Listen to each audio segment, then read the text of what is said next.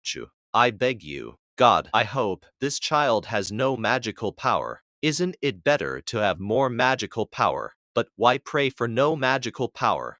Lester possessed memories of being a high school student in a country called Japan. This was his second life. In his previous life, Lester didn't have the blessing of parents. Lester passed away cursing that overly unfortunate life. When he came to his senses, Lester had already been reborn into a world different from Earth. Held in his mother's arms, it seems God really exists. Although it's fortunate to be born into the arms of a gentle mother, it seems the father in this life is also a scumbag. Hey, hurry up, I'm very busy over here. The man who impatiently threw down these words was standing not far from Lester and his mother. Such a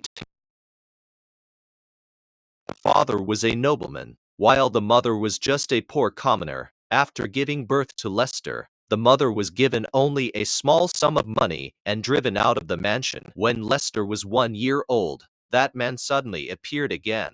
He brought the mother and child to the temple, forcing them to accept a magical power test from the priest. The mother handed Lester to the priest with trembling hands. I beg you, God, I hope this child has no magical power. I understand, Mom. Lester focused slightly, forcibly suppressing the magical power flowing out from his body. Lester was born with enormous magical power, and he had mastered the method to control it. This was probably what's called the perk of reincarnation. The priest holding Lester began to chant words similar to an incantation. The goddess statue emitted light, and Lester's body was also enveloped in a faint glow. The light disappeared after a few seconds. I see. The priest showed a gentle smile and nodded deeply. It seems this child appears to have no magical power. He's a non-magic user. What? The father clearly frowned. The father looked at Lester and his mother with a gaze as if looking at trash. If he had enough magical power, I was thinking of taking him back to the mansion to raise. But a useless non-magic user has no purpose. Do whatever you want with that boy. The father took out a small cloth bag from his pocket and threw it on the ground.